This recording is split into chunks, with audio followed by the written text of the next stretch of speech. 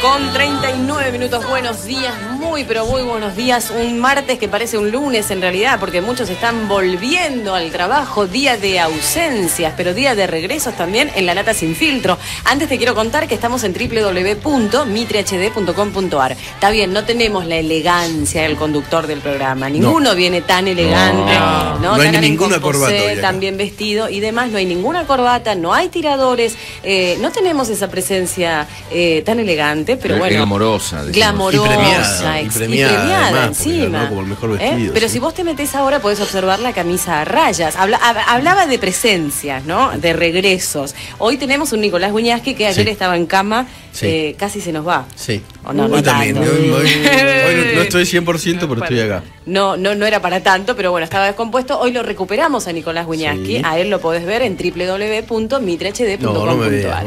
Recuperamos también a un Croma que estuvo de vacaciones y hoy también está regresando, así que bien, ahí está Croma. También está regresando hoy al programa y tenemos un Ismael Bermúdez que ayer no lo teníamos, pero hoy lo tenemos. Así es, presente. Ahora ahora Ismael, que volvimos a capitalismo, te necesitábamos, acá. Digo, porque ¿Te parece? Yo me fui 3 semanas y cuando volví ya estábamos en el capitalismo internacional metidos de vuelta. ¿Por qué? ¿Cuál es el síntoma que estamos en el capitalismo? Arreglamos con Repsol, pagamos las deudas de Ciadia, negociamos con el FMI. Con Gramercy. Estamos es impresionante esto. O sea, estamos haciendo bien los deberes. No sé si estamos haciendo bien, pero ¿qué pasó? ¿Cómo estamos? Y bueno, vamos a verlo, porque también tenemos el aumento de tarifas, mayor devaluación de la moneda. Vino Ismael. Te tomaste el fin de semana. Yo digo, bueno, va a venir con otra onda, ¿no? No. Pero si vas a tirar todo abajo, ¿viste? No, yo hago una pregunta. ¿Ustedes pasaron por una estación de servicio? Yo no. Sí, yo el otro día, yo me sorprendí, te lo conté en la tele, porque tuvimos que hacer cuánto de los números de Kicillof. Sí. Y tenía que hacer cuánto había aumentado la nafta. Y es monumental. ¿Cuánto? Porque pasamos de 5,89 en abril de 2012, que es cuando se estatiza, a rozando los 10 pesos. Claro, depende de dónde. Pero en los últimos 12 meses, el precio de la super aumentó 39,5%. Es lo que más aumentó. Esto se llamaría un tarifazo en cámara rápida, ya no lenta, ¿no? Claro, porque aumentó más que la inflación, más que la inflación del INDEC, por supuesto, más que la inflación promedio y más que la propia devaluación del peso argentino, o sea, de lo que aumentó el dólar. La premium aumentó 42,5%. Y todavía se está hablando digamos, los funcionarios, de que el precio de la nafta estaría retrasado, con lo cual no hay que descontar un aumento del precio nuevamente en diciembre. Con lo cual vamos a tener un proceso que, miren un poco los números. Nosotros teníamos, el precio de la nafta viene en aumento hace mucho tiempo. ¿Por qué motivo? Porque el año pasado hubo un aumento del 29,5%. El año pasado. En el 2012. En el 11, 23,1%. Sí. Pues mira cómo se acelera. 23,1%, 29,5%. Y ahora, en los últimos 12 meses, está dando 40%. En dólares también aumentó, porque el valor del dólar aumentó en la Argentina, pero no al mismo ritmo y en los mismos porcentajes en que aumentó el precio de las naftas. Con lo cual, esto ilustra muy bien que la política oficial es encarecer el precio de las naftas, que es una de las exigencias de las petroleras internacionales para buscar asociarse a YPF, especialmente en todo lo que se habla de vaca muerta, donde se supone que hay recursos muy pero muy abundantes y que la Argentina podría llegar a dar un salto muy fuerte si efectivamente se comprueba todo aquello que hace presumir de que hay grandes reservas de hidrocarburos en toda esa zona. Entonces, lo otro que llama la atención, que está vinculado al tema de las tarifas, es el fuerte aumento que tuvo el precio de las acciones de Edenor ayer, en Wall Street. Ayer fue feriado acá, un fuerte aumento del precio de las acciones. Llegó a subir 20%. ¿Y sabes por qué? ¿Por qué? Porque los inversores, entre comillas, o sea, que aquellos que juegan muy fuerte en los mercados bursátiles, dijeron, Edenor se va para arriba porque viene un ajuste en el precio de la luz. Van a tener mayores ingresos, mayores ganancias, compremos ahora porque apenas se conozca el anuncio con el aumento del precio de las tarifas de electricidad, la empresa va a subir mucho, y acá la clave es comprar cuando todavía está barata, antes que se produzca la estampida de aumento de los precios. Con lo cual, lo que había dicho Kicillof fue que no iba a haber grandes anuncios y que iba a ser una cosa de tipo moderada. Evidentemente no, tenemos este acuerdo con Repsol y tenemos este aumento en las tarifas de combustibles y algún ajuste más o menos inminente en el precio de la electricidad. Claro, la pregunta es, el aumento en las naftas, ¿qué acarrea al resto de la economía? Claro. Porque es una piedra de toque. Encarece toda la logística, ¿no? Bueno, es lógico, eso va automáticamente al resto de los precios. Por lo tanto, vamos a tener un incremento, ya tenemos un incremento de la inflación, sí, y lógicamente el aumento del precio de las naftas lo va a volver a acelerar. Lo que sucede es que el gobierno va a seguir ajustando el precio de las naftas, porque ese es el compromiso, sí, asumido con las petroleras, parte del acuerdo con Chevron, se dice que hay un acuerdo inminente con Total, y ahora está este principio de acuerdo con Repsol, que es clave para despejar todo tipo de litigio de la Argentina que tenía con Repsol, para permitir que petroleras internacionales que quieren seguir el mismo libreto de Chevron puedan asociarse con YPF. Pero Ismael, todo este proceso se entiende muy claramente con respecto a YPF, con respecto a Chevron, etcétera. Era uno de los objetivos. Ahora, daría la impresión de que el otro gran objetivo del gobierno es la inflación. Y tocando una cosa, como son las naftas, en realidad lo que hace es acelerar la inflación. Es decir, hay como una especie de paradoja aquí, ¿no? Sí, pero no, el objetivo del gobierno no es combatir la inflación. Para eso ya llegó tarde. Primero porque ya la inflación, bien medida, está por arriba está en el orden del 26-27%, que fueron los últimos datos. Y dado que está comprometido en dos cuestiones. Primero, el Banco Central está devaluando el peso a un mayor ritmo que lo que venía haciendo hasta ahora. Hace 2 años estaba al 10% anual, después pasó al 20%, al 30% y ahora está por arriba del 30%. Si vos acelerás la devaluación del tipo de cambio oficial, que es por donde ingresan todas las importaciones, automáticamente ajustás los precios para arriba en todo. Si a eso le agregás el tema de las naftas, vos tenés 2 componentes claves en los costos argentinos que se fueron para arriba. Entonces, lógicamente, alguien puede decir, sí, no, estamos preocupados por la inflación, pero todas las medidas apuntan en el sentido de bajar el poder adquisitivo de los salarios, de las jubilaciones, del ingreso de la gente, a través de devaluar en forma más intensa el valor de la moneda y a través de este aumento tan pero tan fuerte en el precio de los combustibles. Lo tenemos a Nicolás, que está levantando la mano, está desesperado. Sí. No, quería hacerle la pregunta esta de cómo encarecía el resto de los precios. Y además nosotros contamos acá hace tiempo, primiciamos, como diría Mercedes Ninzi, que efectivamente YPF y el resto de las petroleras estaban manejando de vuelta o acomodando los surtidores para que el precio de la nafta tenga 3 dígitos, ¿no? Para 2 dígitos. Para 2 dígitos. Para 2 dígitos. Que iba a pasar a los 10 pesos. Iba a pasar a los 10 Todavía pesos. no pasó, pero es algo que efectivamente se fue. Bueno, cuidado, en el interior. En diferentes estaciones de servicio, y se va a hacer, esto es así, se va a hacer. Ojo que en el interior del país el precio de la nafta es mucho más elevado que aquí. Con lo cual, en algunos lugares ¿cuánto sale en el interior? Y depende, por ejemplo, acá la Super está ahora 8.34. Eso si calcás, por ejemplo, en el Automóvil Club. En aquellas que son de bandera de YPF no está 8.34 la Super, sino que está cerca de 9. Y en la provincia de Buenos Aires está más cerca de 9.80 la Super. Y todavía, si te alejas, en algunos lugares creo que está arriba de 10. Ahora, ¿las petroleras a cuánto la quieren? ¿Cuál es el precio? No sé exactamente el precio, pero por lo menos para que vengan estos capitales, porque vos no te olvides lo siguiente, el acuerdo con Chevron es interesante, porque a Chevron hace una inversión, en principio que está comprometida, de $1.240 millones inicial, para una concesión que podría llegar a tener, si efectivamente los primeros pozos que se perforan se encuentra petróleo, tiene la opción de seguir con una concesión de hasta 35 años.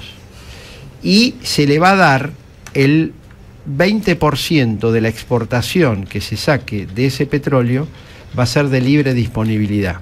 O sea, van a poder, digamos, exportarlo o venderlo inclusive en el mercado interno. Si está más bajo, el gobierno tiene que pagar la diferencia respecto del precio internacional. Por lo tanto, tiene un recorrido muy grande, pero ahora le podemos preguntar a uno de los entrevistados justamente la pregunta de Nicolás. ¿Cuáles son los precios internacionales a los que aspiran las petroleras? Ahora, yo tengo... Bueno, sí, perdón, en ese sentido, ayer hablábamos de ese tema con uno de los ex secretarios de Energía, pero el tema es si nosotros deberíamos o no tener, digamos, siendo un país que produce petróleo, si deberíamos o no tener los precios internacionales, porque con nuestra situación de la moneda y encima producimos petróleo, es como que sería un costo muy alto que va a la persona de a pie. Yo intuyo que por esa razón siempre el gobierno, por lo menos las de YPF, las estuvo frenando y no sé por qué razón ahora las libera, más allá de que es obvio el beneficio económico. Pero ¿por qué si siempre había venido frenando a Repsol en el aumento de nafta, por qué cuando se estatiza lo que hace es casi liberar el precio de la nafta para YPF para equipararla con las demás? Bueno, hoy YPF, o hasta hace muy poco, YPF estaba en una situación realmente muy comprometida, teníamos reservas que se estaban cayendo, la producción estaba en descenso. Y una de las exigencias claves era, si ustedes quieren que YPF se asocie con alguien, el otro que se quiera asociar plantea ciertas condiciones. Entonces, contratos de muy largo plazo, precios internacionales lo más cercanos posible, y el otro tema, el giro de utilidades, que puedan remitir utilidades al exterior. Punto clave que está dentro del contrato con Chevron.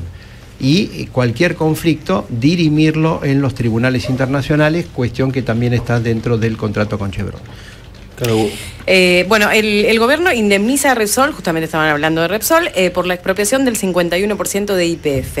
Pero el gobierno había dicho que no correspondía una indemnización, en su momento dijo que no correspondía. Muy crítica era Cristina Kirchner de Repsol. Tenemos para recordar ese momento, escúchalo.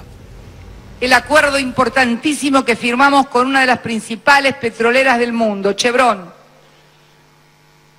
en el marco de un decreto de promoción extensivo a todas las industrias petroleras que inviertan más de $1.000 millones en la Argentina, les molestó a algunos y pasaron algunas cosas, rompieron unas vallas allá en el edificio, sé que algunos se subieron a torres de YPF, con todo respeto para todos los que tienen derecho a expresarse, pero no hacían esas cosas cuando Repsol se llevaba toda la guita de la Argentina y no invertía un solo mango acá.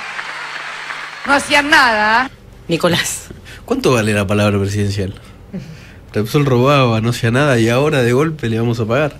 Bueno, no, dentro cuando se expropió se dijo que Repsol había vaciado, había vaciado YPF y que por lo tanto no correspondía la indemnización e inclusive se llegó a barajar la posibilidad que la Argentina hiciera demanda contra Repsol, o sea, para que Repsol pague. Que Repsol pague, especialmente por lo que se llama el daño ambiental. Sí. ¿Hace y aparte el vacío. Eso fue en el mismo fue justo en el mismo momento en que fue la nacionalización de YPF. Estamos en línea con Gustavo Callejas, ex subsecretario de Energía durante el gobierno de Raúl Alfonsín. ¿Qué tal, Callejas? ¿Cómo le va? Buen día. Buen día, ¿qué tal? ¿Cómo están? Bien, le queremos preguntar acerca de esta oferta que hizo el gobierno a Repsol. ¿Cuál es su opinión sobre este tema? A ver, no me gusta, porque es un premio al vaciamiento. Y bueno, esto hay que tomarlo como lo que ha pasado con los combustibles. Si se no siguió el control que muy mal había implementado Moreno, como todo lo que hacía, por zonas y demás, y con un precio final que nadie sabía cuál era, sino que se volvió a la libertad de precios, y se vuelve a los decretos reguladores de Menem y Dromi y Arauz, ¿no? Es decir, y se deja librado la vida de los 3.000 y pico estacioneros que quedan en manos de YPF, de Shell y de eso y de Oil. Callejas, Ismael Bermúdez. Sí. Sí, no, le quería hacer el razonamiento del gobierno, el argumento del gobierno. Dice, bueno, en su momento fue, Repsol vació la empresa, sacaba plata de la Argentina para invertir en todos lados menos en la Argentina.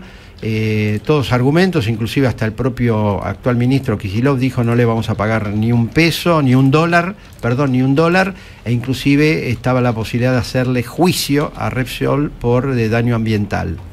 Ahora viene el cambio de argumentos, lo dijo la propia presidenta el otro día en la Casa Rosada, dijo hay que abandonar los prejuicios y tenemos que asociarnos con quien tengamos que asociarnos.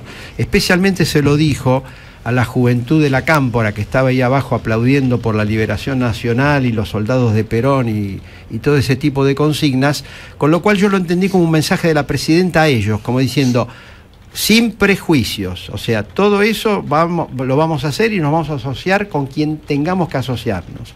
Y ahí aparece aquí la pregunta, ¿no es una condición prácticamente ineludible que la Argentina tenga que arreglar el tema de Repsol si al mismo tiempo quiere que vengan empresas como Chevron, Total a la Argentina a asociarse en Vaca Muerta? No, yo creo que no, yo creo que no.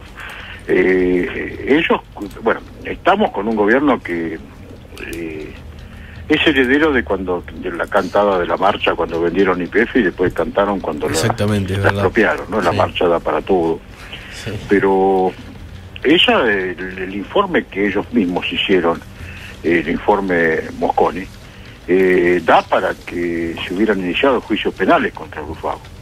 Porque acá ha habido un vaciamiento, ha habido balances falsos, ha habido el anexo de bienes de uso de la empresa, nunca lo firmó el estudio que firma los balances de YPF Sociedad Anónima, es decir, lo firma la gente de YPF.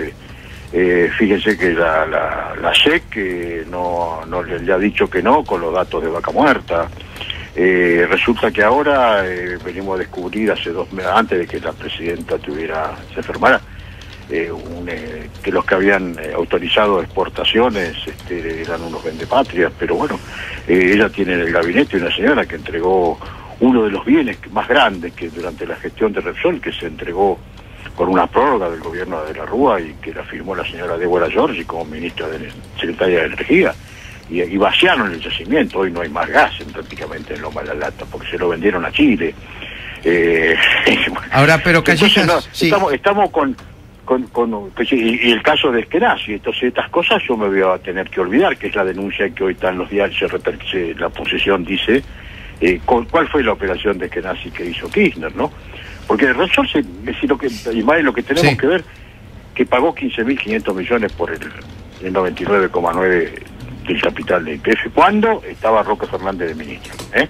En aquel momento, yo me acuerdo que dije públicamente que había venido la peor empresa petrolera del mundo, lo mismo que digo con Chevron, trajeron la peor petrolera del mundo, que es Chevron.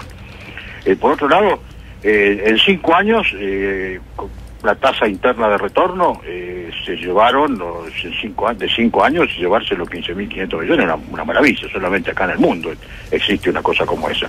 Y después entraron a llevar utilidad y después apareció el cuento de la argentinización con Eskenazi, que no tenía un guita, para decirlo rápidamente, para comprarle el 25% del capital. Bueno, hasta que después terminó en la expropiación en una empresa hace 1 año y meses del 51% de una empresita que maneja el 30% de la producción de gas y petróleo más o menos y el 50% del mercado de comercialización, pero de ahí en más no se hizo más nada. Si no hicieron la gran Evo Morales que lo llamó a todos sin tener nada, Evo no tenía ni una empresita, tenía un papel, y PFB era un papel, dijo, muchachos, si se quieren quedar, se quedan con un contrato distinto donde no hay más libre disponibilidad. Acá eso no se hizo y sigue la libre disponibilidad. Pero ahora hay un decreto, con el nuevo decreto que firmó la presidenta el decreto 929, que es el que habilita el contrato con Chevron. Sí, ahora se quiere extender y todos dicen, primero hay que arreglar el tema de Repsol, porque de lo contrario, mientras esté la demanda de Repsol en el CIADI, nadie va a venir a poner ni un dólar acá en la Argentina. A ver. Yo le doy el argumento, no es que sea mi argumento, yo le doy el argumento oficial, dice, arreglamos lo del CIADI con las empresas de Estados Unidos. Estamos con el FMI con el tema de arreglar el problema del INDEC. Ahora vamos a negociar con el Club de París para arreglar la deuda con el Club de París, que eso podría llegar a destrabar créditos del Banco Mundial. Y en materia de petróleo, si no arreglamos con Repsol, Total y las demás empresas, hasta la empresa petrolera mexicana, tampoco vendría aquí a la Argentina y no se asociaría con nadie en vaca muerta. ¿Cómo sigue entonces la película? La película, a ver, esos decretos el decreto previo al decreto de Chevron, lo que mantienen es la libre disponibilidad, y eso es lo que no hay que mantener. Es lo que se llama el contrato de concesión, es decir, el que quiera leer, que se consiga el librito de Yergin, que es el que más sabe en el mundo, donde dice que en el año 80 murieron las concesiones. La concesión implica la libre disponibilidad. Argentina no está en condiciones. Pero sí las empresas se quedan si usted les paga bien por su trabajo. Y acá nosotros no les hemos ofrecido cambiar el tipo de contrato como el caso de Evo Morales. Ahora, si la película sigue para el lado del liberalismo, parece para dónde va, porque hemos vuelto a Dromi y a Menem, y ahora ¿a dónde vamos? A Cavallo para negociar la deuda.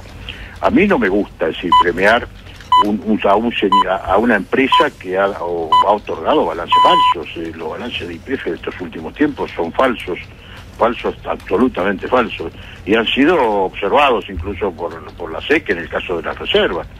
Recuérdese, Ismael, que cuando asume Evo Morales hay una denuncia de Solís Rada, que era su ministro, sobre que estaban infladas las reservas de Repsol en Argentina y en Bolivia, y se las hicieron bajar, y de allí no la firma nadie. Entonces ahora aparece un señor Brufao y algunos argentinos que declaran en el exterior, violando el Código Penal. El argentino que declaran en el exterior hay que aplicarle el Código Penal en contra del Estado. Y ahora, ahora nos encontramos metidos en un arreglo donde tenemos que ver con los problemas de México, porque si en México hay una gran lucha, por un lado el gobierno actual quiere abrir el capital de Pemex, y enfrente Cuauhtémoc y la cátedra, si la oposición dice que no quiero, pero si Repsol no se porta bien, no va a entrar. El negocio, por eso tiene tanta importancia en esta negociación el presidente de Pemex. Entonces, bueno, se han puesto de acuerdo todos los del gobierno español, incluso aquellos que nos amenazaban en su momento. Me acuerdo de un señor que se llamaba Soria, creo, que nos amenazaba con un dedito y ahora tienen que arreglar. Y a Brufao no le gusta, tiene que aceptar una cifra que es mucho menor de los 20.000 millones que andaba diciendo por ahí que nos iba a hacer el juicio del SEADI. Otra cosa es que seguimos, este es un gobierno que lleva 10 años y el SEADI sigue vivo. Y a mí, si hay algo que me enerva es levantarme a la mañana y ver al juez Griesa. ¿Quién es el juez Griesa? Bueno, es alguien que me está demostrando que Argentina perdió su soberanía, porque se mete en todo. Bueno, entonces salgamos del SEADI, veamos qué es lo que le vamos a dar de premio a estos muchachos que son los de Repsol, por haber vaciado la empresa, y la vaciaron en serio. Y investiguemos lo que pasó con Loma de la Lata, pero investiguemos a cualquiera del partido que sea. ¿Por qué le dieron una prórroga de 10 años en el gobierno de la Rúa, donde Débora Giorgi era la secretaria de Energía, y que Montamás se negó a firmar esa prórroga? ¿Quién autorizó la venta que se enojaba Cristina antes de enfermarse por las exportaciones? ¿Quién le vendió a Chile si nunca tuvimos reserva? ¿Quién firmó el contrato con Eskenazi? ¿Quién hizo los balances falsos de YPF? ¿Qué hago ahora con esto? ¿Blanqueo todo? Sí, esta es la pregunta. Es decir, pues no puede ser que en Argentina se haya llevado todo el petróleo y todo el gas y llegamos con el esquema de Menem. Y ahora vamos a arreglar con aquel que vino y se vació y se llevó todo. Decir, bueno, Callejas, sí, la historia está muy presente en la memoria de todos nosotros, pero bueno, vamos a ver cómo sigue y sobre todo qué decisión toma hoy Repsol, porque es la que tiene que rubricar o no el preacuerdo que se llegó ayer aquí en la Argentina. Claro, eso sí, aparte hay que ver ahora en el caso del aumento de precios, sí. ¿Por qué no se declara que esto es un servicio público y se fija toda la cadena de valor? Es decir, desde que todos los argentinos paguemos por el combustible el mismo precio, y que terminemos con el subsidio a los que están abajo del río Colorado, que son los pingüinos y compañía.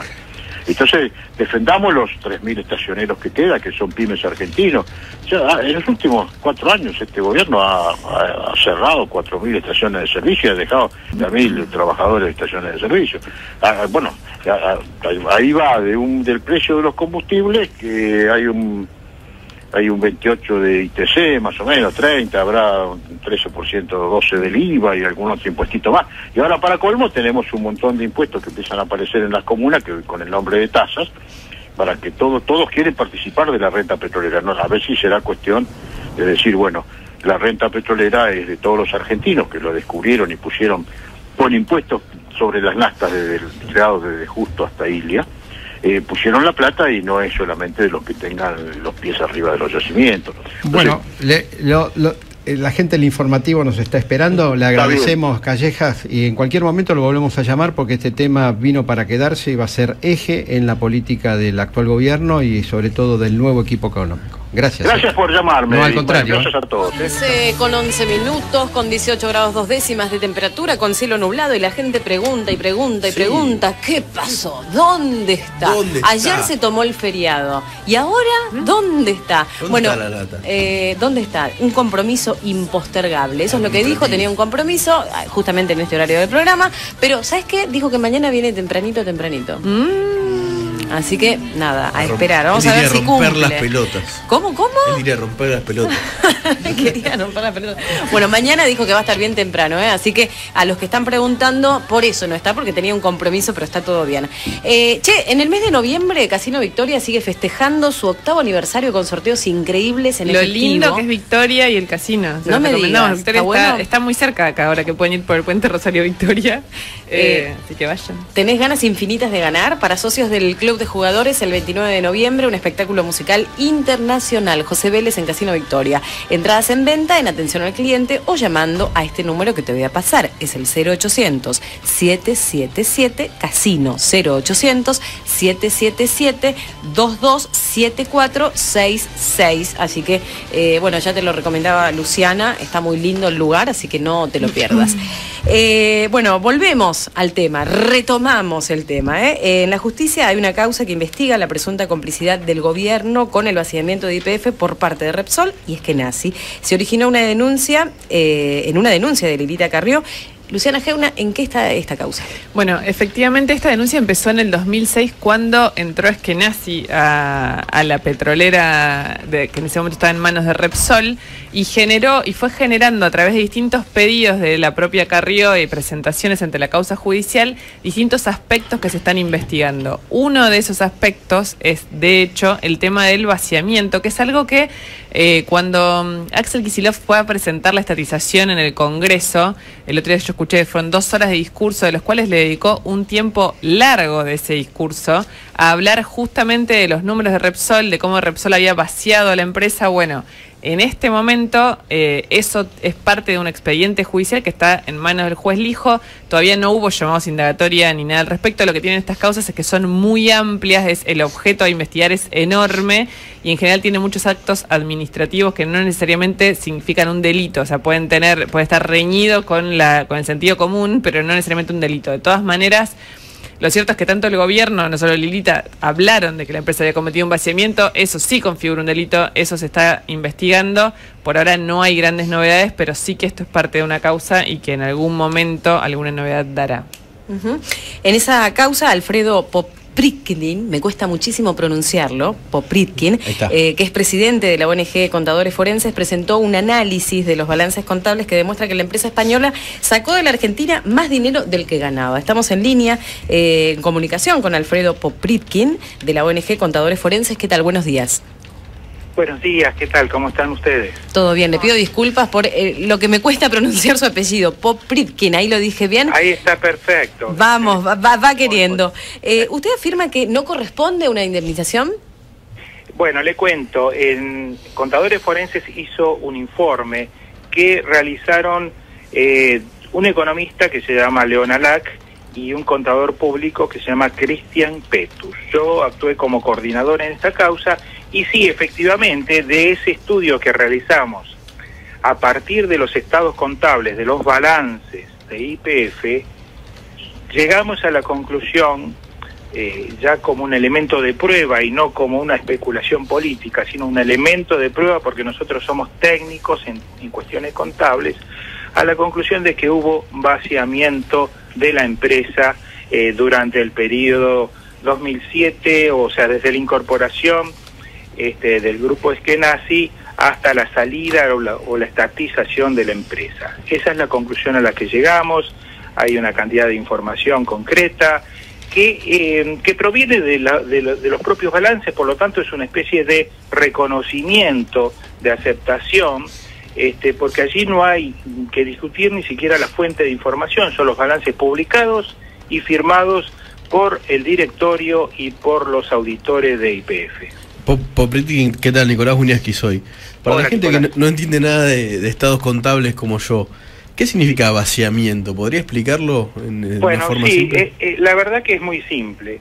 Yo le diría de una forma grosera, esa política salvaje de dividendos que se ha seguido, que consistió en llevarse absolutamente hasta el último centavo de las ganancias que produjo la empresa en varios años, se llevaron todos los pesos, mientras esa empresa pedía, clamaba, porque ese dinero quedara en ella, que sea reinvertido justamente en cuestiones de exploración para obtener más petróleo, para producir a partir de allí más combustible, y que no pasara lo que pasó en definitiva, y hoy estamos pagando las consecuencias, que es que no tenemos ni petróleo ni combustible y tenemos que importarlo. Si usted descapitaliza una empresa durante un periodo prolongado y lo hace de una manera salvaje, desde un punto de vista financiero no le aporta recursos, sino todo lo contrario, se los lleva, los retira, y más aún, se endeuda a la empresa como se lo ha hecho para poder pagar esos dividendos. Bueno, ha quedado que la empresa hoy por hoy es una empresa exhausta, sin recursos, en donde ha descendido año tras año la producción de combustible, para nada, o sea, hasta llegar a cifras muy pequeñas, mientras, y ahí está un poco la contradicción, mientras Repsol, empresa que tiene inversiones en todo el mundo, y buena parte de esas inversiones provienen de inversiones que pertenecían a YPF y que fueron pasando a través de los años de Repsol en el manejo de la sociedad, fueron pasando a Repsol, y bueno, hoy está usufructuando. YPF descendió en todos sus niveles, mientras Repsol en esos mismos años fue creciendo año tras año, y bueno, evidentemente se produce un vaciamiento, pero a su vez un trasvasamiento de recursos hacia Repsol. Disculpe, ¿le puedo hacer una pregunta en relación al tema de los estados contables?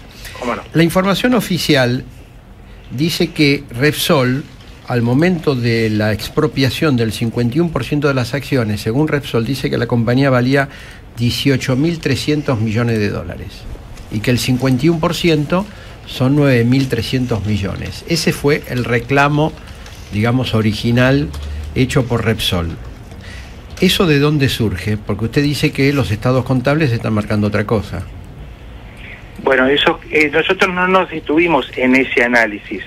Nuestro trabajo fue tomar esos estados contables que referimos de los años 2008 y demás, y ver qué pasó con la evolución patrimonial y financiera, y se ve muy, pero muy claramente lo que nosotros dijimos. ¿Y estos 18.300 de dónde vienen? No lo sé, no hicimos una evaluación de la empresa, y si lo valen, que no lo sé y no lo creo, habrá que ver cómo lo calcularon y si es el número que surge del patrimonio neto, si es a través de una evaluación de los pozos de petróleo. Bueno, son cuestiones ya de naturaleza técnica. Lo que nosotros hicimos es un análisis contable, sí, exclusivamente. Ahora, vamos a suponer, en base a ese análisis contable que ustedes han hecho, ¿hay que pagarle algo o hay que o cero o al revés? Repsol le tiene que pagar a la Argentina por haber vaciado la empresa. ¿Cuál es el juicio de ustedes? No, nosotros no solo hacemos un análisis contable, sino que determinamos montos de perjuicios ocasionados por ese accionar, ese vaciamiento que mencionamos. Y allí hay diferente naturaleza de perjuicios producidos a YPF, precisamente por la gente de Repsol, y hasta quizás con el el visto bueno de la representación del gobierno a través de su acción de ojo, y por qué no del grupo Eskenazi, que estuvo al frente del directorio durante los últimos años. Las cifras a las cuales nosotros arribamos, mínimas, es decir, determinadas con un criterio conservador, decimos que al menos por esa política de vaciamiento a través de dividendos, hubo un perjuicio de 4.000 millones de dólares hacia la empresa YPF. Y esto debería retornar, debería ser parte de un reclamo del gobierno argentino a Repsol o a quienes más corresponda. Como consecuencia de haber pagado prioritariamente los dividendos y no mirar en las necesidades de la empresa para capitalizarla, se tomaron préstamos en esos periodos, en esos años 2008 a 2010, préstamos en el orden de los 88.878 millones de pesos para cancelar fundamentalmente dividendos y para ir renovando los propios préstamos, es decir, pagar los préstamos y volver a tomarlos año tras año. Esto produce un agujero financiero impresionante que a la empresa le quedó y lo tuvo que seguir atendiendo y lo va a tener que cancelar. Y todo ocasionado por la política esta salvaje de pago de dividendos que no se debió haber realizado ni autorizado. Y más aún después están los daños secundarios, que son los daños al Estado. ¿Cuáles? Los producidos por las importaciones de combustibles y de petróleo, que esto lo veremos incluso con consecuencias para los próximos años. Nosotros calculamos que en menos de 20 años significará dar vuelta a esta situación. Y por otro lado, el impacto que todo esto produce en las reservas del Banco Central de la República Argentina, que las va diezmando año tras año. Es un impacto que no sé cómo lo vamos a recuperar ni en cuánto tiempo, pero también son cifras impresionantes. Muchísimas gracias por toda la explicación, Popritkin. No, al contrario, gracias a ustedes, buenos días. Muy buenos días. 22 minutos de las 11 de la mañana, fuerte suba de la nafta, hasta un 8% en todo el país. Recién nos contaba Ismael, en algunos lugares, en algunas provincias, sale mucho más todavía de lo que sale en Capital Federal. Este es el segundo aumento en lo que va del mes de noviembre. Se concretó cuando vencía el tope que Moreno había impuesto a las petroleras. El aumento en todo el país, en todo el año, todo lo que va de 2013, es del 31%. Y sí, efectivamente es uno de los temas que, digamos, es el tema del día, y sobre todo hay un tema adicional que tiene que ver con las estaciones de servicio, porque vos viste que se han cerrado muchas estaciones de servicio, dicen que los márgenes se estrecharon, o sea que a pesar de que hubo un aumento muy considerable del precio de las naftas, los expendedores de combustible han tenido muchos problemas a la hora de subsistir. Por eso estamos hablando, justamente está ahí una comunicación ahora, ¿no? Sí, estamos en línea con Raúl Castellanos, presidente de la Federación de Expendedores de Combustibles y Afines del Centro. ¿Qué tal? Buenos días, Castellanos. Buen día, ¿cómo le va? Bien, todo bien acá, preocupados por el tema de la nafta. ¿Está cara? ¿Está barata? ¿Cuál es el precio que tendría que estar? Mira, es difícil determinarlo, por lo menos por nuestra parte, porque para saber si los precios están bien o no, habría que conocer la estructura de costos de la industria del petróleo, que no es materia nuestra. Lo que sí podemos decir es que con lo que nuestros números son un poco diferentes a lo que usted mencionó. Tenemos en el caso de YPF registrado un aumento de entre el 23 y el 28, 29% en lo que va del año. En lo que va del año. No, pero disculpe, yo tomé 12 meses, yo lo tomé contra noviembre del 2012. Está bien. Me corrijo entonces. Bueno, ese es un incremento que, vemos que en principio estaría por encima de la inflación, ¿no es cierto? ¿Cuál es el precio adecuado? Y bueno, no sabría decirle. El incremento de precio de ayer fue un incremento de cierta importancia. ¿Qué va a pasar en el resto del año o los próximos meses? Y sin duda que habrá pequeños aumentos de los combustibles como el resto de los productos. Ahora no sabría decirle de qué magnitud. Y con los márgenes de las empresas expendedoras, ¿cómo está? ¿Están bien? Porque los márgenes son muy bajos, venimos reclamándolo desde hace bastante tiempo. estos incrementos de precios no hacen más que actualizar de alguna manera el valor de nuestros márgenes o recuperar alguna ínfima parte. Nosotros estamos pidiendo una recomposición, no necesariamente por la vía del precio de venta, ¿no es cierto?, sino por los márgenes porcentuales que percibimos por la venta de combustibles. Estamos calculando que por lo menos 2 puntos porcentuales más necesitamos sobre este precio de venta, cualquiera que fuere. Las estaciones de servicio, sobre todo pequeñas, realmente están en el límite de la rentabilidad, de la subsistencia, y algunas incluso terminan cerrando. Así que esto es motivo de solicitud, de reuniones y de cálculos por parte de las cámaras empresarias con todas las compañías, fundamentalmente con YPF. ¿Por qué hay tanta diferencia entre el precio aquí en la capital y el interior del país? ¿Es por las tasas municipales, impuestos provinciales? Porque... No existe ningún motivo comercial. O sea, podría haber algún otro tipo de motivo. ¿Pero cuánto es la diferencia entre cargar acá y cargar en la provincia de Buenos Aires? La misma marca. No tengo el porcentaje, pero debe estar cerca del 10% o quizás. Es mucho. O quizás mucha diferencia. Es mucha diferencia, sí, es mucha diferencia. De todas maneras... ¿Pero quién se queda con ese 10%? Es al revés. 10% menos en Capital Federal. Por eso, pero si acá se puede vender 10% menos, quiere decir que hay alguien que se está quedando en el interior o en el conurbano con un 10% más. No, porque para la compañía petrolera sin duda toma el mix de todo. Hay que hacer una aclaración, ¿no es cierto? Si bien en Capital Federal está un poco la vidriera, por decirlo de alguna manera, de los precios, no tiene más de un 8% o 9% del total de la venta del país. O sea que en realidad el precio real, por decirlo de alguna manera, es el que rige en el 92% restante de las ventas, que está en el interior del país. ¿Pero por qué no es uniforme? Bueno, eso es lo que... Insisto que no, yo no lo conozco, creo que por lo menos en el sector nuestro nadie lo conoce. No hay un motivo comercial, debe haber algún otro tipo de motivo. Quizás podrá tener que ver como que se nota mucho más los precios en los carteles de la capital que en el interior. Castellano, ¿qué tal? Buñaski soy. Ahora, para resumir, para que sea un negocio tener una estación de servicio, ¿cuánto tendría que estar el precio de la nafta en capital? Insisto que no solamente se soluciona por la vía del precio de venta, la rentabilidad de las estaciones, sino también por el margen que se percibe por cada litro vendido, ¿no es cierto? Según cuál es el mix de esas dos soluciones que hay, sería el precio que debería establecerse. ¿Pero no podría dar un estimado usted? Nosotros necesitamos, hemos dicho, según nuestros cálculos, por lo menos 2 puntos porcentuales más sobre el precio de venta, ¿no es cierto?, para tener un punto de equilibrio. Para que usted lo entienda mejor, el porcentaje de ganancia de la estación de servicio es más o menos de un 8% sobre el precio de venta. A este nivel de precios actual, nosotros necesitaríamos que en vez del 8 fuera el 10% de margen. Castellanos, muchas gracias. No, gracias a ustedes. Hasta luego. Hasta luego, que tenga buen